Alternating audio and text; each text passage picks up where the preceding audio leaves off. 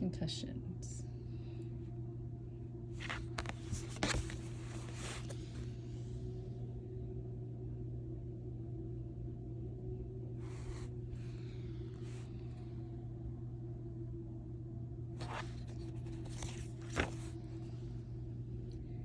An invisible injury. Yeah, go, Tracy, the crowd screamed and cheered as Tracy bolted down the basketball court with the ball.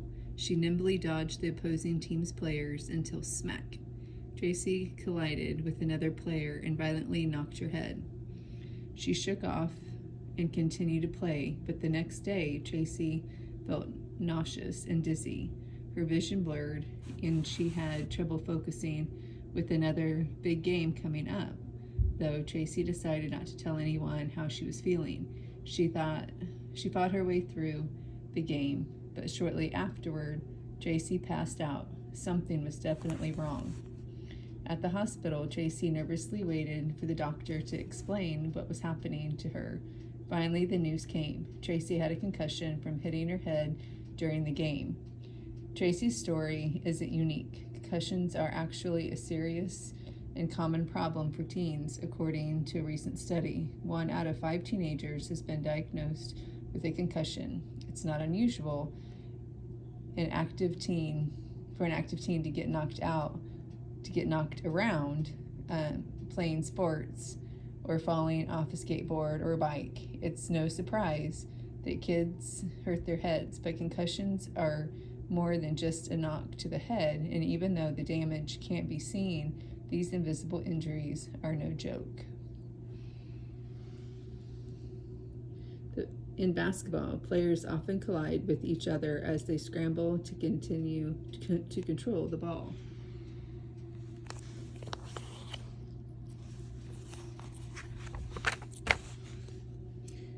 How concussions happen.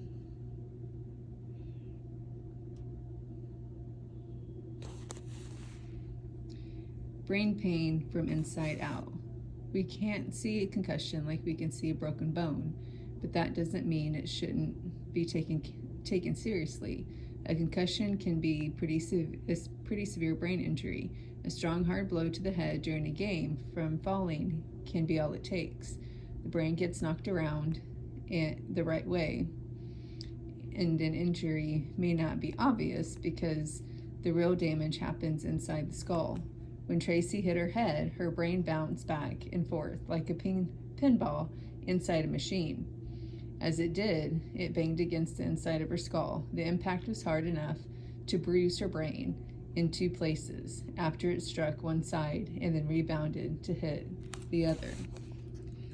A concussion also damages the brain's nerve cells. When the brain bounces back and forth inside the skull, the motion can stretch and rip axons in the brain. Axons are nerve fibers that act like wires and send electrical signals throughout the brain. When the axon breaks, they release harmful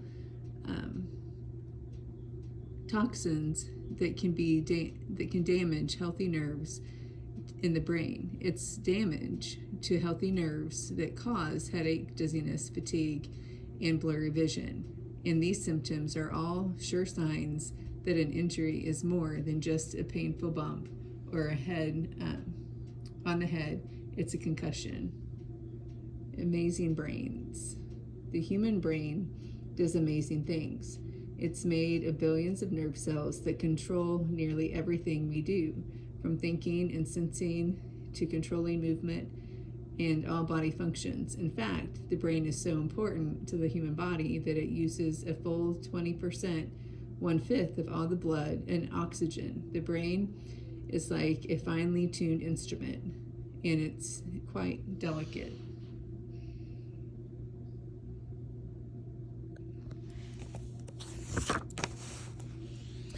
Diagnosing a concussion. We may not be able to see concussions, but luckily doctors are able to quickly diagnose whether an injury might qualify as one. First, they perform a neurological exam by checking the vision, hearing, balance, coordination, and reflexes, all things that the brain regulates. Then they test the patient's memory and concentration by asking simple questions such as the name of the patient's teacher. Together, these clues can indicate whether a brain injury is serious enough to be a concussion. When to see a doctor. When a person has a head injury, there are several signs that something serious could be wrong. If a person has any of these symptoms, he or she should see a doctor or go to the hospital immediately. Headache that does not go away and or gets worse, repeated vomiting, nausea, slurred speech, drowsiness or inability to wake, difficulty recognizing people or places, increasing weakness, numbness, or problem with balance and coordination, one eye pupil larger than the other, becoming unconscious.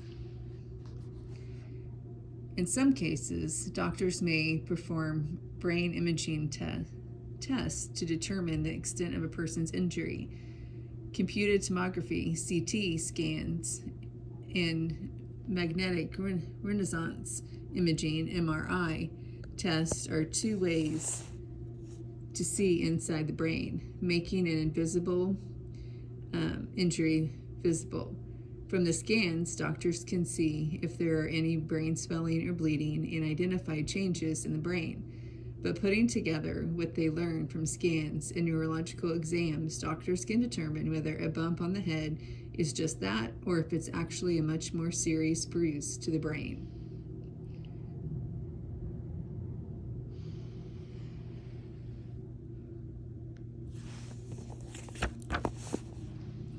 Doctor's orders. Doctors are able to diagnose concussions, but they can't fix them easily. Most of the time, doctors simply order patients to get plenty of rest. As with any other kind of injury, the brain needs time to heal. Nerve cells and axons need time to repair themselves, and not resting the brain can make concussion symptoms like dizziness become more severe and last longer.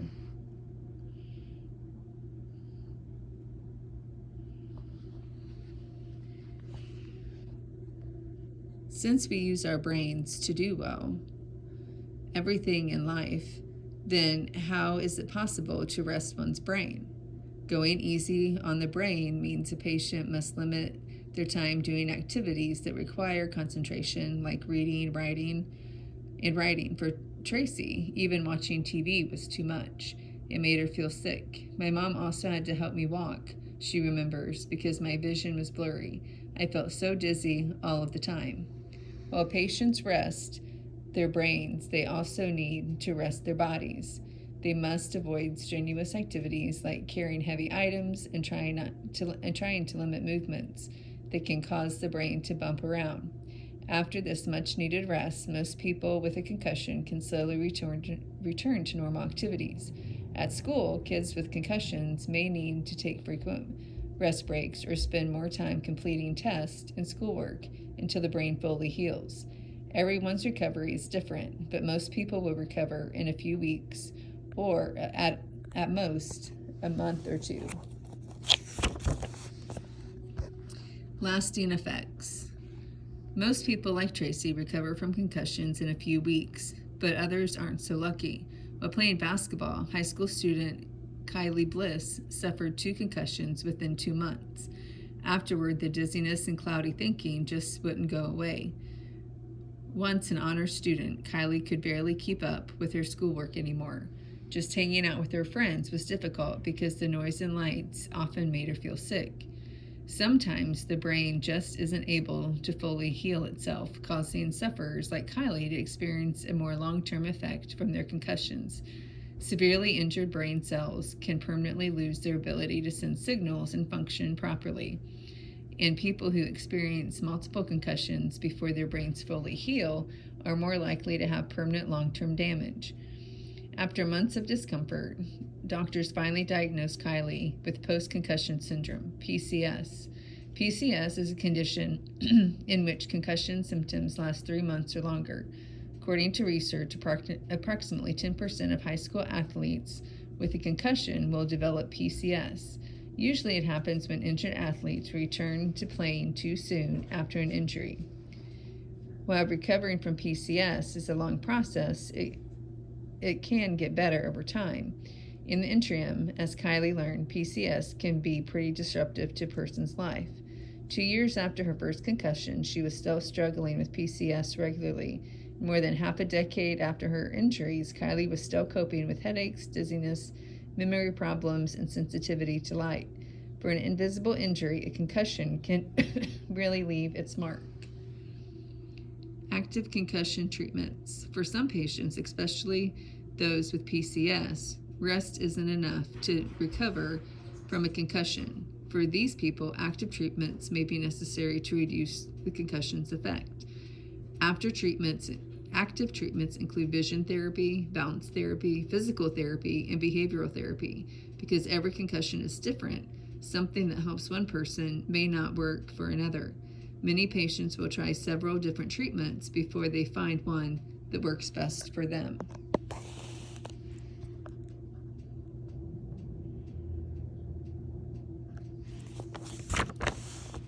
Preventing concussions. Concussions can be so debilitating and life-changing that preventing them from occurring in the first place has become the objective of sports organizations around the world. Players are required to wear helmets while playing many organized sports, and kids are encouraged to always wear them when skateboarding or riding bikes. A large percentage of concussions come out of these activities, so wearing helmets can make a sizable difference.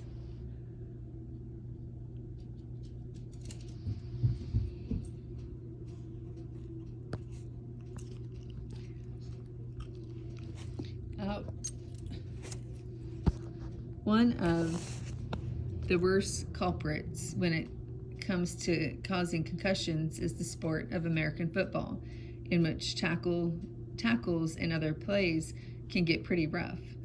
As awareness of this long-term brain damage caused by frequent concussion grows, some professional players are testing out new kinds of helmets. One version has extra layers and protection and bends to absorb the blow, the way a car bumper would. The extra protection means that more of the force of the hit goes to the helmet, not the player's head.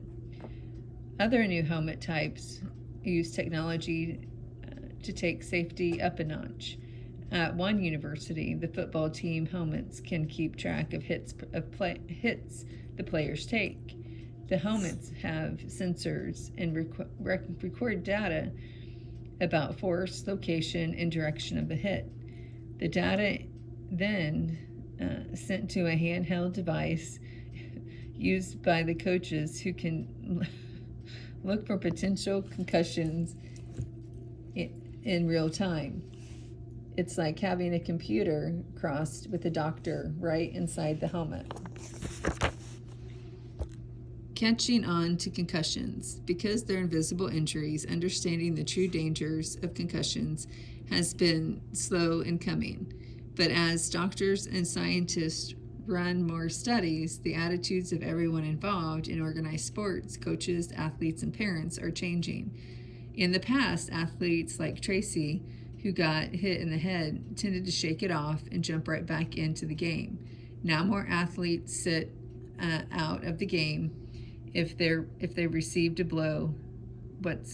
blow whatsoever to the head, even a minor one, and coaches are trained to recognize concussion signs in their players. The dangers of continuing to play sports while experiencing concussion symptoms are well known. For teens, this kind of awareness is critical. Studies have shown that youth under age 15 actually suffer a more severe brain injury when they get a concussion because their brains are still developing and growing. That means it usually takes longer for a teen concussion to heal. And if they don't take the time off to heal, boring as it may be, to still stay still, teens are at a greater risk of long-term brain damage from a concussion injury.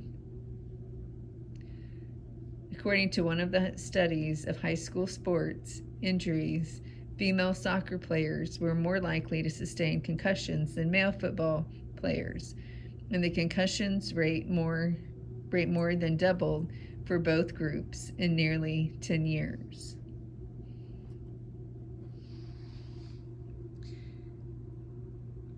cross-section of a normal brain and then cross-section of a damaged by thousands of concussions.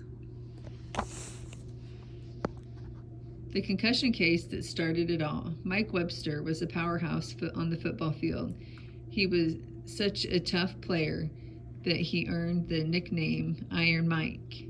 Mike had a long football career lasting 15 seasons, but instead of enjoying retirement, Mike's life took a terrible turn. He lost all his money, neglected to eat, and even forgot whether he was married. Big, powerful Mike could no longer take proper care of himself. Then at age 50, he passed away. A doctor discovered that Mike had brain damage caused by thousands of concussions. Use your brain. Scientists continue to study the brain in hope of learning more about how it works and how it heals. They are optimistic the research will help them better understand the treatment understand and treat concussions. More than half a decade after her concussion, Tracy continues to improve, but she still has occasional symptoms. She wishes she'd realized how serious her concussion was and taken time to let her brain fully heal. Tracy urges kids to tell a parent, coach, or other adult if they think they might have a concussion. It's better to miss one game than a whole season, she says. Tracy learned the hard way that with concussions, out of sight should never mean out of mind. Sports teams take action. New software is being developed to help schools support groups.